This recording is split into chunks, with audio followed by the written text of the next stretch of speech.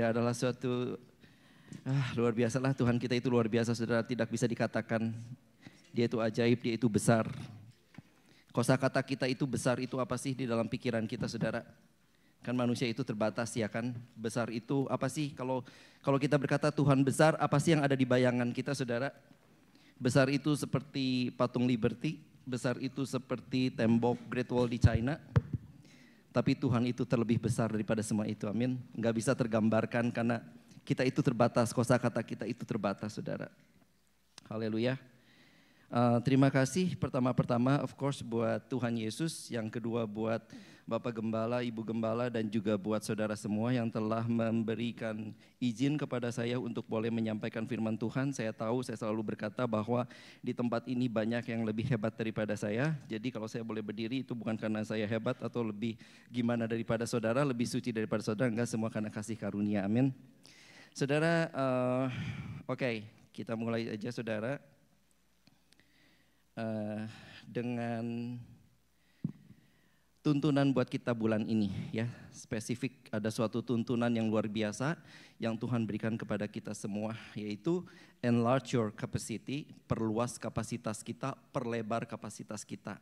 Kenapa? Karena saya sudah sebut tadi, kita punya Tuhan yang besar, yang enggak kita bisa bayangkan, kita describe dengan kosakata kita. Karena Tuhan kita besar, maka janjinya juga besar, visinya juga besar buat kita semua, amin. Saudara, Tuhan mau kita yang sekarang dalam keadaan kurang baik menjadi baik, yang baik menjadi lebih baik, yang udah baik menjadi excellent, dan akhirnya kita semua menjadi excellence, amin. Saudara, mau gak kita tangkap visi Tuhan ini, jangan main-main. Dan mari kita ambil dalam bagian perjanjian ini, ya kan. Firman Tuhan itu kan perjanjian lama, perjanjian baru. Artinya kalau kita melakukan bagian kita, Tuhan akan melakukan bagiannya. Mari kita ambil sama-sama, saudara, biar kita merasakan dan mengalami secara pribadi Tuhan Yesus itu hidup, Tuhan Yesus itu luar biasa dalam kehidupan semua. Siapa yang rindu, saudara, mengalami pengalaman pribadi dengan Tuhan? Amin. Bukan yang kemarin-kemarin, tetapi saya percaya setiap hari Tuhan mau nyatakan pribadinya yang luar biasa bersama dengan kita. Nah, saudara, ayat tuntunan kita untuk enlarge your capacity ini terambil dari Yesaya 54 ayat 2. Kita boleh baca sama-sama, saudara, ayat utama kita untuk bulan ini. Firman Tuhan yang terambil dari Yesaya 54 ayat 2 dan saya tambahkan dengan ayat yang 3. Demikian firman Tuhan, mari kita baca sama-sama, 1, 2, 3. Lapangkanlah tempat kemahmu dan bentangkanlah tenda tempat kediamanmu. Janganlah menghematnya, panjangkanlah tali-tali kemahmu dan panjangkanlah kokoh-kokoh patok-patokmu. Sebab engkau akan mengembang ke kanan dan ke kiri, keturunanmu akan memperoleh tempat bangsa-bangsa dan akan mendiami kota-kota sunyi. Amin, katakan amin.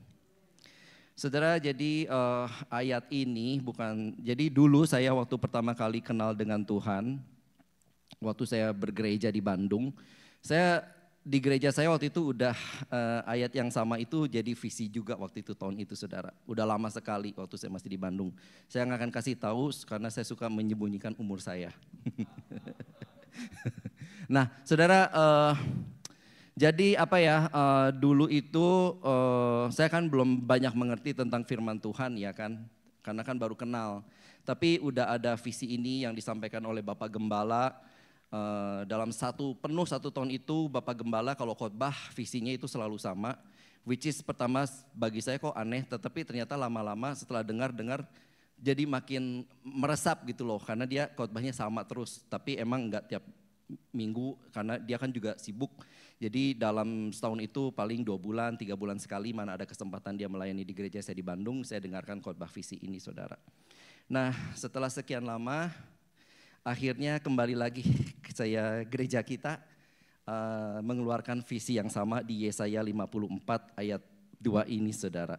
Nah, saudara, dulu itu waktu pertama kali saya membaca firman Tuhan ini tentang kemah, tentang tenda, di pikiran saya adalah tentang camping, ya kan. Saudara, siapa yang pernah camping? Kalau camping kan pasti kebayangnya ya bangun tenda seperti ayat firman Tuhan ini, saudara. Di Indonesia dulu saya waktu kuliah di Bandung, saya juga pernah pergi bersama-sama dengan teman-teman saya untuk kuliah kemah di atas gunung. Dan di New York juga saya pernah, saudara, beberapa tahun yang lalu saya bersama teman-teman camping, walaupun kita pilih bulan yang salah ya kan, karena kita camping itu early spring kalau nggak salah, karena saya ingat malamnya itu nggak bisa tidur, semuanya kedinginan, saudara.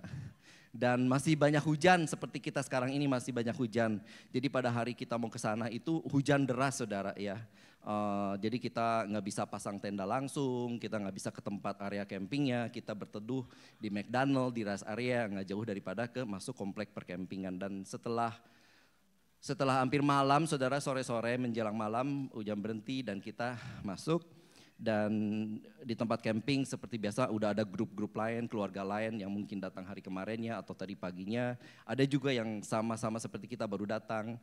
Tapi yang kita dapatkan pada saat datang ke tempat camping itu, saudara, udah kita disiapkan satu tempat yang luas, yang datar, yang kosong, saudara. Ya, jadi tidak bisa, saudara, kita itu mendirikan tenda di tempat yang banyak semak-semaknya, ya kan? Karena saya datang ke situ, wah enak banget, udah kosong, udah luas gitu, datar. Kita juga nggak bisa mendirikan tenda itu di tempat yang banyak pohonnya, yang rapat-rapat, karena akan susah sekali bagi kita untuk mendirikan tenda, ya kan? Bahkan mungkin nggak mungkin untuk mendirikan tenda. Nah makanya firman Tuhan Yesaya 54 ayat 2 ini openingnya, pembukaannya dikatakan lapangkanlah tempat kemahmu. Sebelum tenda kita bangun, Tuhan bilang make sure kita punya tempat yang cukup luas untuk kita dirikan tenda itu, saudara. Nah setelah kita siapkan tempatnya, ya kan, yang cukup luas, yang udah semak-semaknya dibersihin segala macam, kemudian baru Tuhan berkata step berikutnya, bentangkanlah tenda tempat kediamanmu dan cari yang besar, saudara. Jangan menghemat, jangan pakai tenda yang kecil. Semakin besar, semakin bagus. Nah, lalu Tuhan bilang baru siapkan tali-talinya. Ya kan? Saya nggak tahu, mungkin kalau zaman sekarang, di zaman modern udah ada tenda yang lebih simple, lebih praktis mungkin ya. Tetapi kita harus ingat bahwa di dalam Alkitab ini adalah tenda tradisional, ya kan. Dan saya percaya masih ada kok tenda-tenda yang seperti ini, saudara. Jadi gampang bagi kita membayangkan gimana kita membangun tenda, saudara, ya kan. Dan Tuhan bilang, panjangkan tali-talinya, jangan pakai yang pendek. Karena ingat, saudara, kenapa? Karena Tuhan mau suruh kita bangun tenda yang enggak kecil, ya kan? Semakin besar semakin bagus. Jadi tali-talinya juga mesti panjang. Dan baru berikutnya Tuhan bilangkan, pancangkan kokoh patok-patokmu, ya kan? Karena sama, saudara, seperti tali, tenda yang semakin besar, makin kuat, diperlukan kayu yang kuat untuk patok-patoknya, saudara, untuk semakin kokoh, saudara ya. Nah sekarang pertanyaannya, kenapa sih Tuhan itu berikan kita visi ayat ini, saudara? Kenapa sih Tuhan kasih ayat buat kita semua dengan perumpamaan mendirikan tenda, ya kan? Apa sih yang Tuhan mau? Saya doa. Dan kenapa sih Tuhan, saya juga dulu udah pernah dengar exactly the same verse, firman Tuhan yang sama, udah dengar saya dulu pertama kali bertobat, zaman baheula dulu ya, di Bandung. Sampai hari ini, setelah sekian tahun, puluh tahun berlalu, kenapa ayat ini kembali lagi, saudara? Apa sih yang Tuhan mau? Ya kan, dulu sama sekarang, dimana semua udah berubah, hari juga udah berubah, zaman udah berubah, tambah canggih, ya kan. Semuanya serba modern sekarang, dan saya juga udah bukan tinggal di Bandung lagi, saya udah tinggal di New York, saudara. Nah, Yesaya 54 ini, saudara, ditulis waktu bangsa Israel itu ada dalam masa pembuangan di Babel, ya kan. Jadi pada waktu itu bangsa Israel sedang dibuang di Babel dalam masa kesusahan, mungkin banyak frustasi, banyak keterbatasan, ya kan, namanya di negara pembuangan, saudara. Mungkin nggak bisa bergerak kemana-mana, stuck di situ, mau ngapa-ngapain susah, ya kan. Dan pada saat keadaan terjepit seperti itu, firman Tuhan yang kita baca datang. Firman Tuhan ini seperti kayak angin yang segar, air yang segar yang memberikan pengharapan, yang memberikan janji yang luar biasa kepada bangsa Israel karena Tuhan mau memulihkan dan mau mengembalikan bangsa Israel. Kalau kita baca Yesaya itu terdiri dari penghakiman, kemudian ada pengharapan dan akhirnya pemulihan total, ya kan. Nah, ayat 54 ini ada di penghakiman, di dalam hukuman, di dalam pembuangan, dan ayat ini keluar, saudara. Dan hal yang sama Tuhan keluarkan buat kita semua, buat saya dan saudara. Karena siapapun kita, saudara, ya kan, pasti kita mau mengharapkan yang lebih baik, amin. Kita mau ada breakthrough, kita mau ada segalalah, saudara. Kita berharap selalu mendapatkan yang lebih baik. Dan percayalah, saudara, ayat ini keluar dari hati Tuhan, hati seorang bapa yang mengasihi anak-anaknya. Saya pernah dengar kalau kita belum melihat perbuatan tangan Tuhan, belum melihat pertolongan Tuhan, percayalah hatinya. Percayalah intention Tuhan buat kita semua, maksud Tuhan buat kita semua.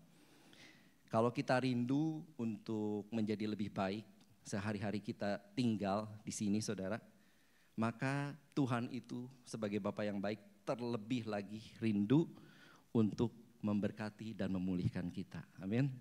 Makanya keluarlah, saudara, Yesaya 54 ayat 2 ini buat tuntunan kita semua, sama seperti bangsa Israel dulu, saudara, yang dimana semuanya digenapi oleh Tuhan. Dengan kata lain, Tuhan mau berkata kepada kita, hey, ini saatnya BMC New York, kita akan diberkati dan dipulihkan Tuhan. Diberkati lebih lagi. Tapinya, saudara, ayat Yesaya ini bilang ada yang harus kita lakukan, ya. Yang pertama, diumpamakan lapangkan tempat kemah, ya kan. Kemudian bentangkan tenda, kemudian jangan menghemat, panjangkan talinya, pancangkan kokoh patok-patoknya. Nah, sebelum saya lebih lanjut, Yesaya 54 ayat 2 ini dilatar belakangi dulu dengan Yesaya 54 ayat yang pertama. Kita baca sebentar, saudara. Ayat Yesaya 54 ayat pertama berbilang, bersorak-soraklah hai si mandul yang tidak pernah melahirkan. Bergembiralah dengan sorak-sorai dan memekiklah hai engkau yang tidak pernah menderita sakit bersalin. Bayangin, si mandul ini, saudara, ya, yang pasti hatinya sedih karena mau punya anak, gak punya anak, disuruh bergembiralah. Bukan cuma bergembira, saudara. Bergembira aja, firman Tuhan, bergembiralah karena Tuhan, maka dia akan memberikan apa yang memberikan diinginkan hatimu, betul? Ini bukan cuma bergembira, harus sorak-sorai. Bukan cuma sorak-sorai, tetapi memekiklah, berarti udah levelnya tinggi banget, saudara, ya kan? Sebab, kenapa, saudara? Ini sebab yang ditinggalkan suaminya akan mempunyai lebih banyak anak daripada yang bersuami. Firman Tuhan. Saudara, pemulihan yang Tuhan mau berikan kepada bangsa Israel pada saat itu, yang sekali lagi dalam masa pembuangan, itu digambarkan, diumpamakan sama Tuhan di dalam ayat yang baru kita baca. Itu seperti seorang perempuan mandul yang merindukan anak, ya kan? Tapi enggak punya anak. Tetapi Tuhan berkata akan segera memberikan anak, saudara. Nah, oleh karenanya, setelah Tuhan berkata begini, maka keluarlah Yesaya 54 ayat 2 itu. Kenapa, saudara? Karena mungkin sekarang ini kan perempuan ini kan cuma sendirian. Suaminya kabur, nggak punya anak, ya kan? Sekarang tenda yang dia diamin itu tendanya kecil. Makanya Tuhan bilang, ayo bangun tenda, lapangkan tempat kemahmu, bangun tenda, karena Tuhan akan memberikan anak-anak. Dan kalau sekarang kamu tetap di sini, tenda yang kecil, nggak akan muat. Makanya lapangkanlah tempat kemahmu, bentangkan tenda kediamanmu. Harus persiapkan tenda yang besar, karena anaknya bukan satu. Jelas sekali dibilang banyak anak, saudara. Ya kan? Jadi tendanya harus besar. Saya ingat waktu saya camping di New York itu, saya medium size karena saya berdua dengan teman saya, kita tiup airbed. Saya sebelah lupa kiri atau kanan, tapi yang pasti cukup 2 airbed. Tapi ada teman saya yang lebih besar lagi, dia family, bisa masuk 4 orang, saudara. Jadi kita siapkan tenda yang besar, saudara. Seperti yang Tuhan katakan kepada wanita yang mandul itu, Tuhan berkata, sebelum aku berikan anak-anak padamu, siapkan dulu, lapangkan dulu tempat kemahnya, dan bentangkan tenda yang cukup besar, saudara. Jadi apa sih yang Tuhan mau? Tuhan kasih kita Yesaya 54 ayat 2 ini, saudara. Sebetulnya kalau boleh disimpulkan, Tuhan itu udah ready memberikan kita berkat, amin. Tapi kitanya harus mempersiapkan diri sehingga kita bisa menerima dan menampung berkat yang besar. Jadi ayat ini bicara tentang persiapan, saudara. Bukan hal yang gampang, bukan hal yang mudah, ya kan. Tuhan tuntut kita kerjakan persiapan yang bukan persiapan yang ala kadarnya, persiapan yang hari ini kita on fire, udah gitu seminggu 2 minggu mati lagi. Tetapi Tuhan mau suatu persiapan yang sungguh-sungguh super serius. Kenapa, saudara? Karena berkatnya itu besar. Tuhan bilang apa yang gak pernah kita lihat, gak pernah kita dengar, timbul dalam hati, disediakan buat kita semua yang mengasihi Tuhan. Saudara mau dapat surprise dari Tuhan, Tuhan itu Bapak yang paling jago kasih kita surprise. Kita mintanya apa, dikasihnya yang lain yang luar biasa, saudara. Kadang-kadang even tidaknya Tuhan itu adalah juga surprise karena kita mau dikasih sesuatu yang jauh lebih baik, saudara. Jadi yang Tuhan mau persiapan buat kita ini harus kita tangkap, bukan persiapan yang ala-ala gitu loh, yang ala kadarnya, saudara. Tuhan mau kita perbesar kapasitas kita, perbesar hati kita, perbesar cara berpikir kita, perluas wawasan kita, saudara. Untuk sesuatu yang Tuhan mau berikan kepada masing-masing saudara dan saya. Lapangkanlah tempat kemahmu. Kalau sekarang tanahnya kecil, harus perbesar, ya kan? Karena kemahnya nanti besar, saudara, tendanya besar. Artinya dalam kehidupan kita harus punya tujuan, mimpi yang besar. Tentunya harus sesuai dengan visi dan tujuan Tuhan juga dalam hidup kita mesti align, saudara. Jangan mesti tanya, ya kan. Kalau saya punya begini, berdoa, banyak berdoa, saudara. Saya percaya setiap daripada kita ini ya, hari ini saya percaya banget akan dibawa ke chapter yang baru. Amin. Karena ini janji Tuhan itu luar biasa, saudara. Besar sekali visi Tuhan buat kita masing-masing dan kita harus tangkap dan itu jadi visi kita, ya kan? Jadi tujuan kita juga, jadi mimpi kita juga, saudara. Seperti Tuhan memberikan mimpi kepada Yusuf sebelum kejadian, dia diolok-olok, ya kan? Ada yang bersujud segala macam dan akhirnya kita tahu semua digenapi, saudara. Setelah melalui proses yang panjang. Nah, untuk itu, saudara, dikatakan kan tadi lapangkan tempat kemahmu, ya kan, tanahnya harus dipersiapkan. Karena percuma kita beli tenda yang besar, tapi tanahnya nggak kita persiapkan. Tanahnya yang sekarang cukup untuk tenda yang kecil. Pinggiran-pinggirannya masih banyak semak-semak, masih banyak pohon-pohon. Nah itu harus kita bersihkan, saudara, supaya lapang, supaya muat untuk mendirikan tenda yang lebih besar. Saudara, besarkan hati kita untuk sesuatu yang besar yang akan dibangun di atasnya. Kita semua, sekali lagi saya percaya kita semua ini diberkati Tuhan. Ingin berkat yang luar biasa. Tapi kadang kita enggak persiapkan tanahnya, maksudnya itu adalah hati kita, saudara. Kita enggak persiapkan hati kita buat Tuhan. Kita enggak mau kasih hati kita yang lapang buat Tuhan. Kita enggak beri 100% buat Tuhan. Masih ada yang kita tahan, masih kalau di dalam misalnya hati kita itu ada ruangan-ruangannya, saudara. Ada ruangan buat kesenangan dunia saya, ada buat yang saya sembunyikan. Tuhan itu cuma dikasih satu kamar kecil, saudara. Dan kita bilang seperti ibu kos yang galak, nggak boleh masuk kamar-kamar yang lain. Tuhan di situ aja. Tuhan di situ buat hari Minggu aja deh, gitu kan. Hari Minggu juga maksimum 2 jam, 3 jam, saudara. Lapangkan tempat kemahmu. Cek hati kita, saudara. Berikan 100% buat Tuhan. Semakin besar, semakin bagus, saudara. Dan ini suatu proses juga, saudara. Kalau kita mau melihat Tuhan berkarya, kita harus relakan, berikan semua hati kita buat Tuhan. Kita harus hidup bersih dan benar. Kita harus bersihkan dari semak-semak, bersihkan yang menghalangi berkat Tuhan itu datang, saudara. Tebang semua pohon yang bisa menghalangi tenda itu untuk didirikan, yang menghalangi berkat Tuhan itu datang, saudara. Kita pergi rajin ibadah, kita rajin pelayanan, itu nggak jamin kita punya hati yang bersih 100% buat Tuhan, saudara. Hidup kita itu bisa berubah kalau kita punya hati yang mau bertobat, ya kan? Atau istilahnya yang sering kita dengar hari-hari ini, hidup dalam pertobatan itu mesti setiap hari, saudara. Pertobatan itu berbicara tentang siapa yang kita sembah, siapa yang menguasai hati kita, saudara. Sering Tuhan bilang kepada saya, ayo bangun, doa.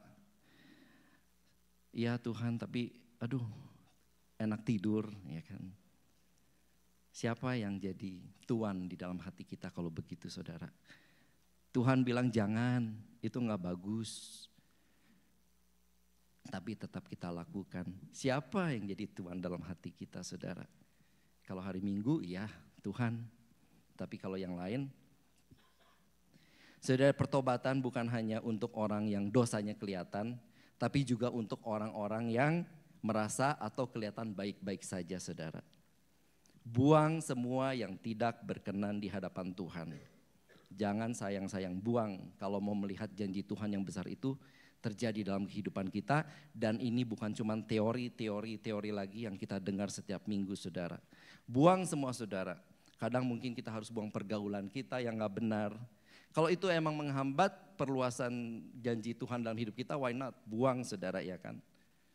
Saya punya banyak grup teman dan setelah udah beberapa tahun ada beberapa grup yang saya udah tinggalkan. Mereka keep asking me to go out, saudara. Tapi yang grup ini kalau pergi ya gitulah, saudara, ya kan, ke bar.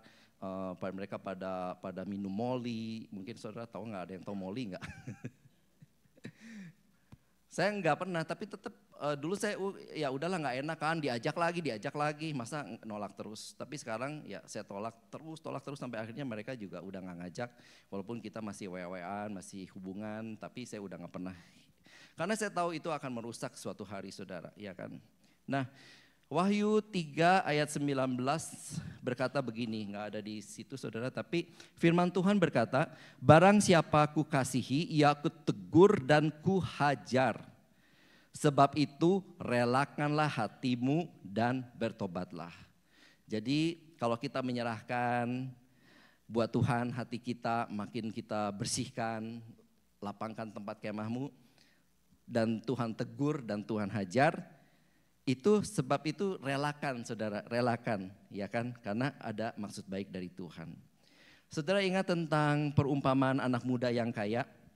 Pada suatu hari dia datang kepada Tuhan dan berkata kepada Tuhan, Tuhan, apa sih yang harus berbuat supaya aku memperoleh hidup yang kekal?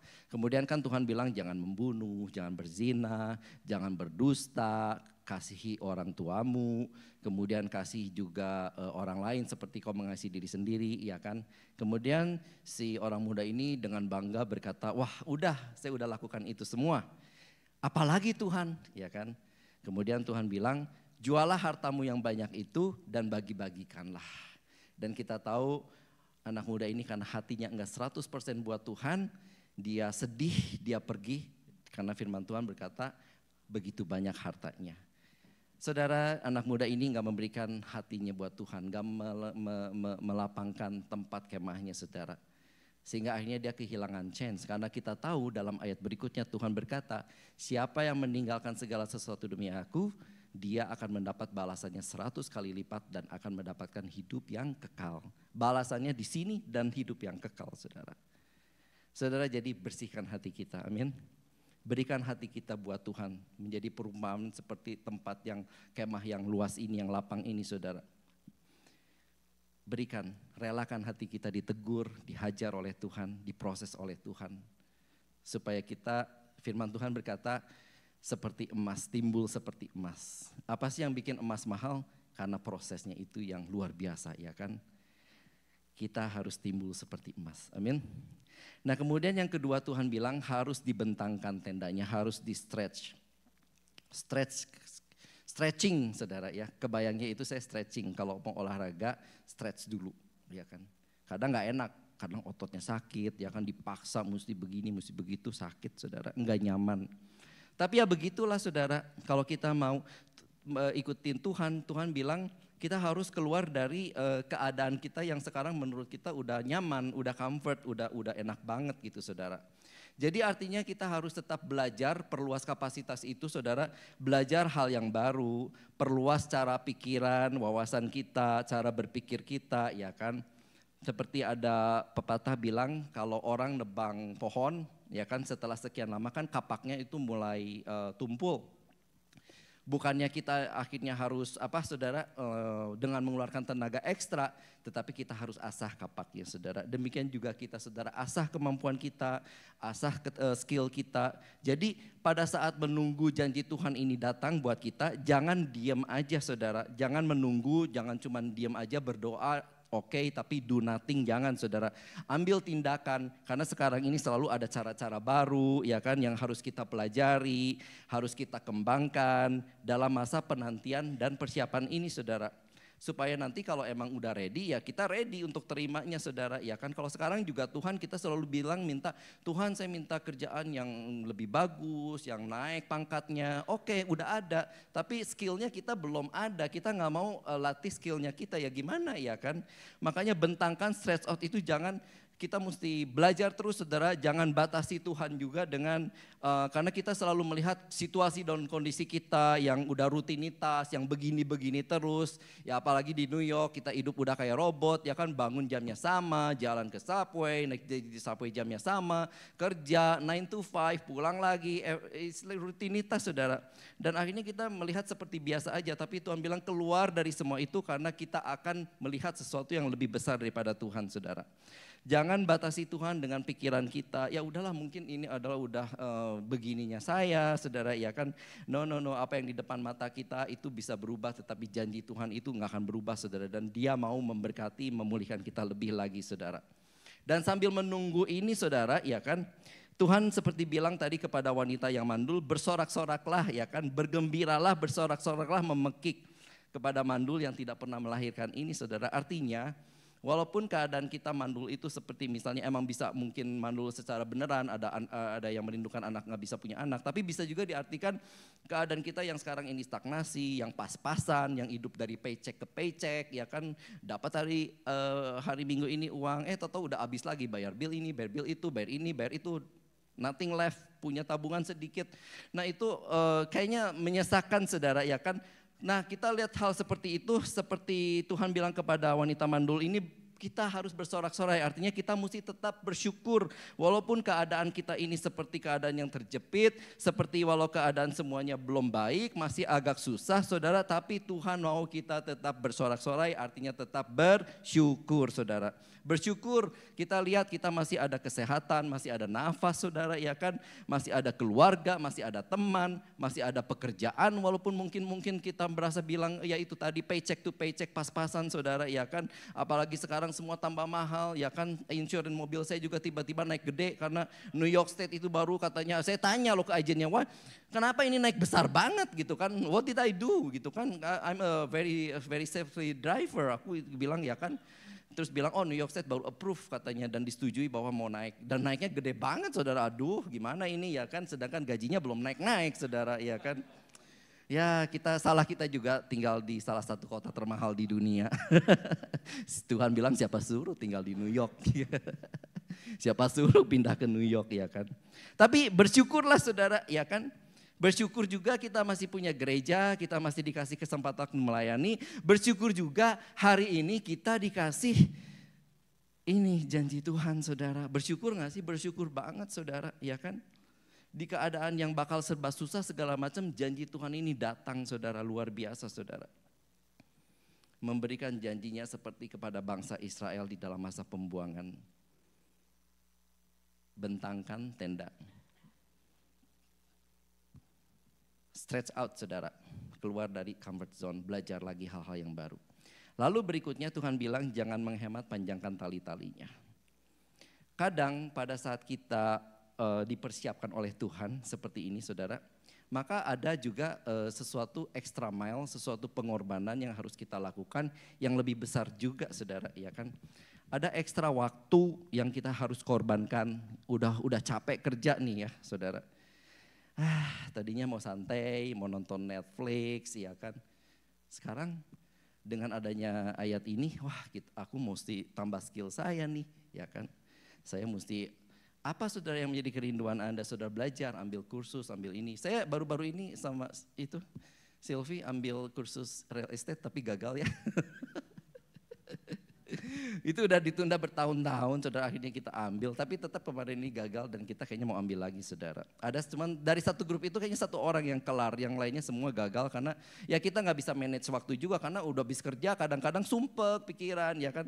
Tapi firman ini sekarang keluar, makanya mesti ada pengorbanan saudara ya kan. Kita harus belajar, ada juga dana yang harus dikeluarkan ya kan, ada tenaga yang lebih harus kita keluarkan, ada konsentrasi ya kan. Kalau konsentrasi untuk anak muda mungkin oke, kalau saya dengerin online course lebih dari sejam aja udah butek gitu ya saudara ya. Nah diperlukan pengorbanan saudara untuk sesuatu yang lebih besar. Dan Tuhan bilang jangan menghemat untuk hal-hal yang bisa membuat kita berkembang saudara. Jangan menghemat, Tuhan bilang panjangkan tali-talinya. Kalau itu adalah sesuatu yang kita keluarkan itu bisa membuat kita maju, so why not gitu kan. Ya kan, do not hold back, jangan tahan-tahan. Karena semakin besar tendanya, semakin panjang tali yang dibutuhkan. Mungkin bukan cuma panjang tapi juga semakin kuat tali yang dibutuhkan saudara. Dan mungkin lebih besar juga ya kan.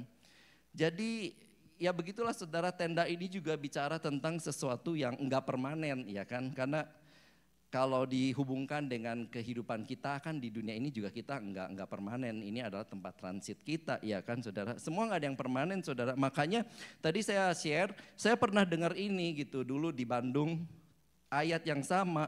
Tetapi sekarang yang dulu itu udah enggak relevan lagi. Karena Tuhan bilang ya yang dulu itu aku udah kasih buat kamu. Sekarang Harry tendanya bongkar, kamu udah terlalu nyaman gitu kan. Hati kamu udah ngebuat Tuhan 100% kayak dulu. Coba cek lagi hatinya gitu kan kata Tuhan. Bongkar lagi.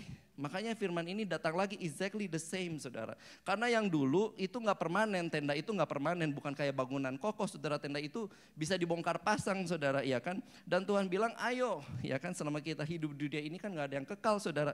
Tapi juga tetap mesti berjuang saudara ya kan. Tuhan bilang ayo bongkar lagi, yang dulu itu udah gak relevan, yang dulu itu udah gak muat.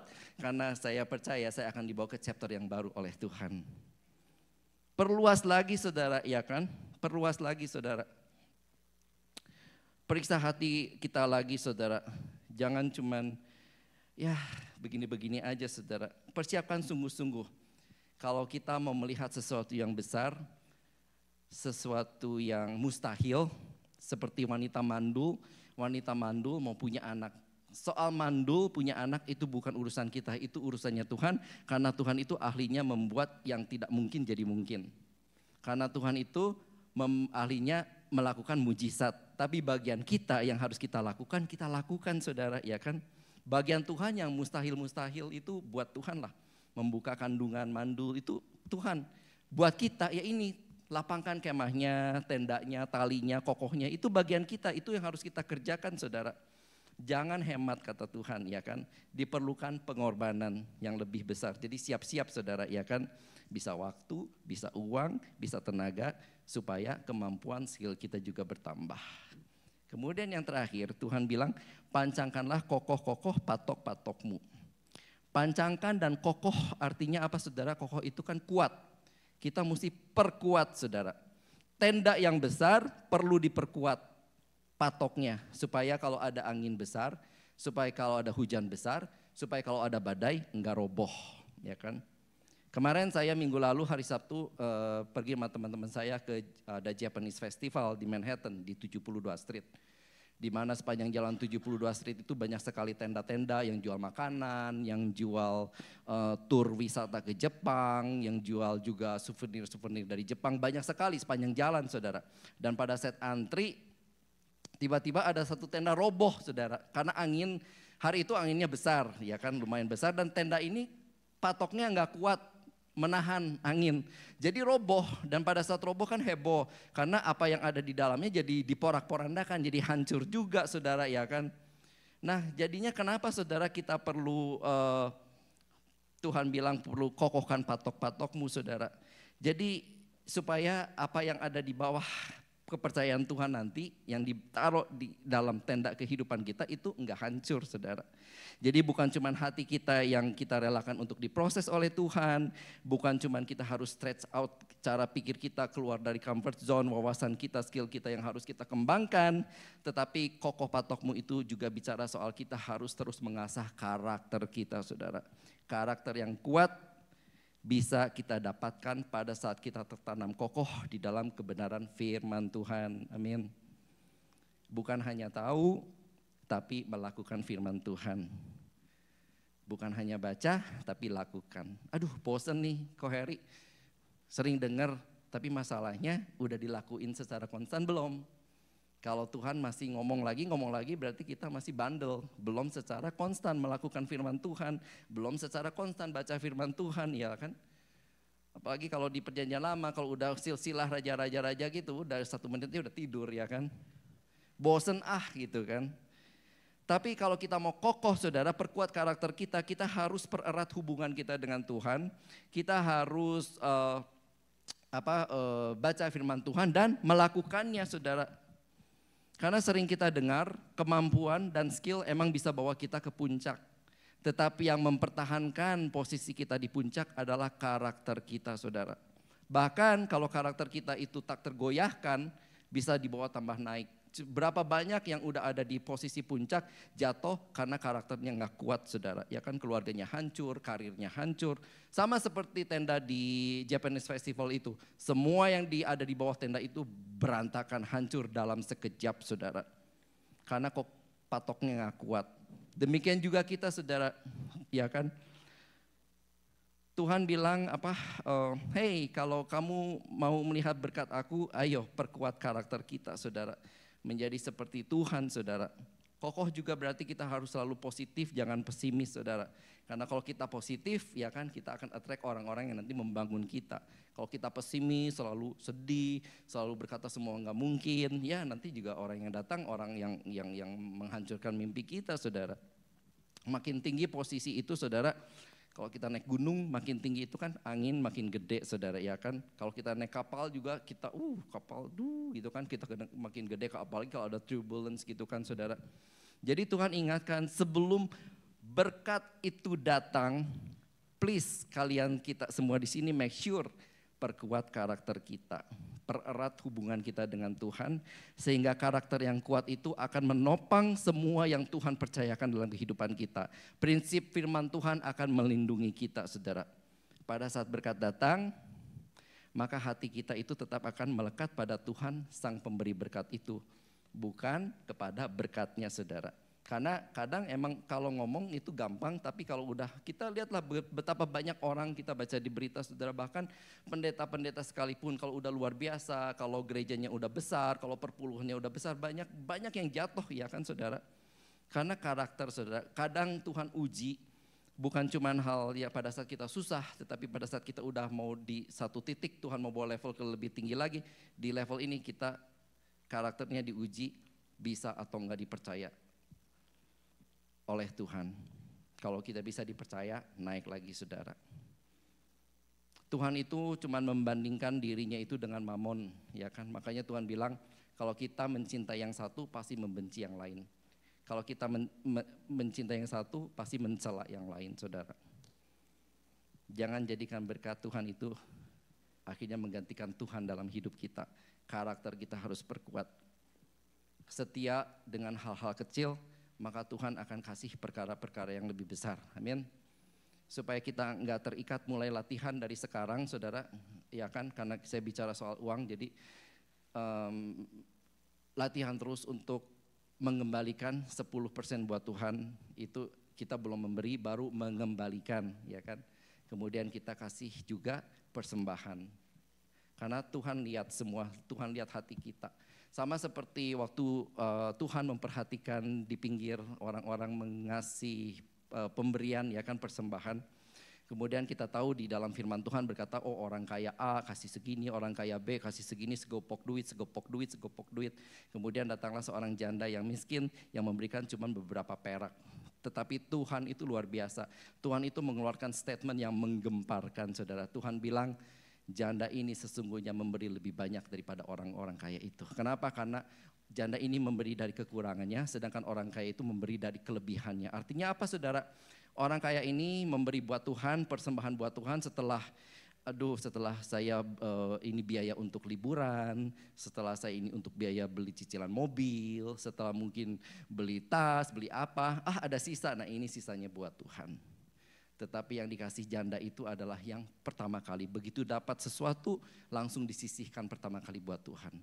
Makanya Tuhan lihat hati kita dalam memberi buat Tuhan, berikan yang terbaik buat Tuhan, bisa dipercaya oleh Tuhan. Amin, saudara.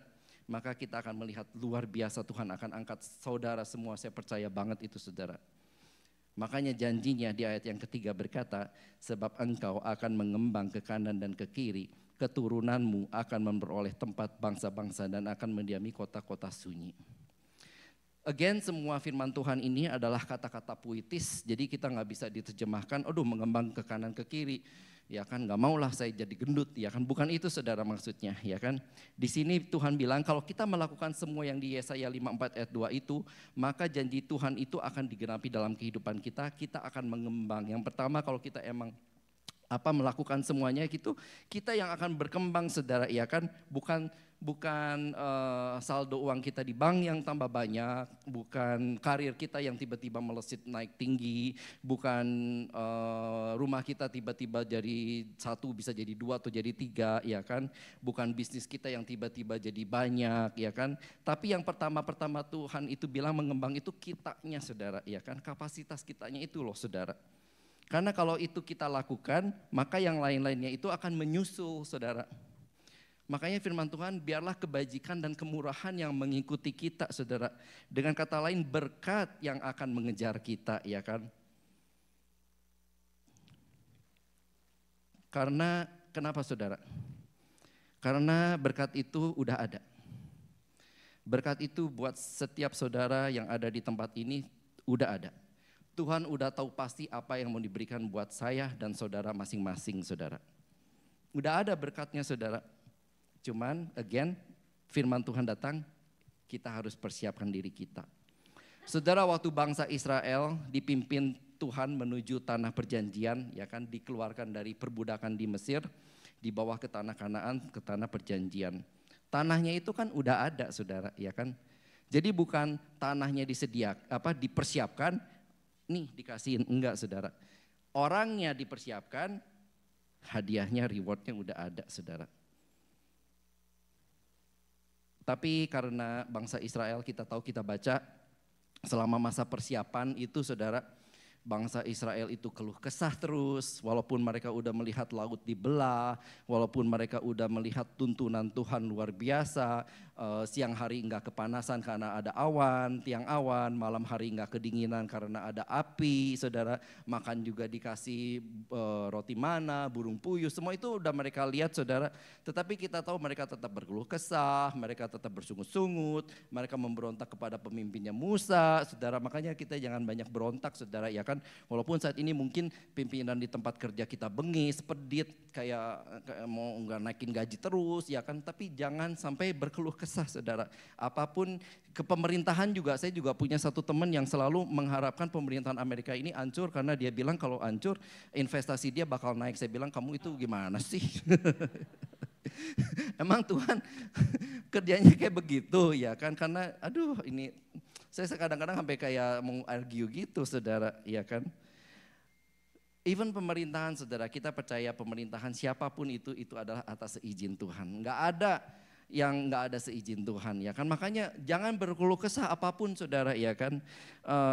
Bayangin aja bangsa Israel itu, saudara, dipimpin keluar itu jarak dari Mesir ke tanah perjanjian itu cuma 500 mile. Dan ahli geografis itu bilang kalau jalan ya, ada yang bilang antara 11, 15, 25. Tapi taruh kata aja paling lama sebulan, saudara bayangkan sebulan sama 40 tahun. Wow, itu luar biasa banget bedanya saudara, ya kan. Kenapa? Karena pada saat persiapan nggak sungguh-sungguh. Komplain kerjaannya, nggak puas, berontak, ya kan. Padahal jaraknya kalau 1 bulan aja mereka udah dapatkan semua janji Tuhan saudara. Bulan ini saudara, pada saat firman Tuhan berkata, Yesaya 54 ayat 2 ini, jangan berdoa Tuhan berkati aku, tapi Tuhan tunjukkan kepada saya bagaimana saya bisa mengembangkan lebih lagi.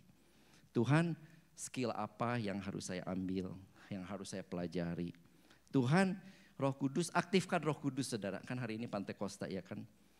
Roh Kudus pimpin, makanya kita itu sebetulnya udah dipimpin Roh Kudus atau belum saudara ya kan. Tuhan pimpin supaya tunjukkan apa sih dosa saya yang masih mendukakan Roh Kudus gitu. Apa sih pikiran saya nggak benar, apa sih perkataan saya yang masih nggak benar. Apa sih yang jadi penghalang itu. Lapangkan tempat kemahmu, yang jadi penghalang untuk mendirikan tenda itu harus kita babat habis saudara.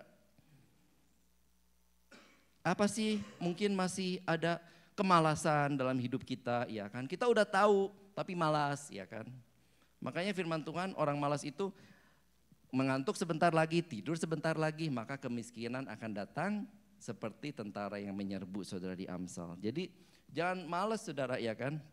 Banyak firman Tuhan kok banyak ya, kita itu dituntut gitu kan ya. Tuntutannya kok banyak banget. Saudara, tapi rewardnya ya kan, berkatnya besar. Untuk sesuatu yang besar dituntut yang lebih besar dari kita. Jadi tergantung kita, prosesnya juga sama. Seberapa cepat saudara kita mau dapatkan janji besar ini. Sama seperti bangsa Israel, mau beneran 40 tahun, dengan persiapan yang main-main yang selalu enggak benar di hadapan Tuhan, atau mau kita oke, Tuhan saya relakan semuanya, hati saya relakan Tuhan, saya mau kembangkan diri saya Tuhan. Rencana Tuhan besar sampai dibilang keturunanmu akan memperoleh tempat bangsa-bangsa, artinya anak-anak saudara juga akan kecipratan berkat ini saudara kalau kita hidup benar di hadapan Tuhan. Firman Tuhan, anak cucu orang benar tidak akan meminta-minta. Amin.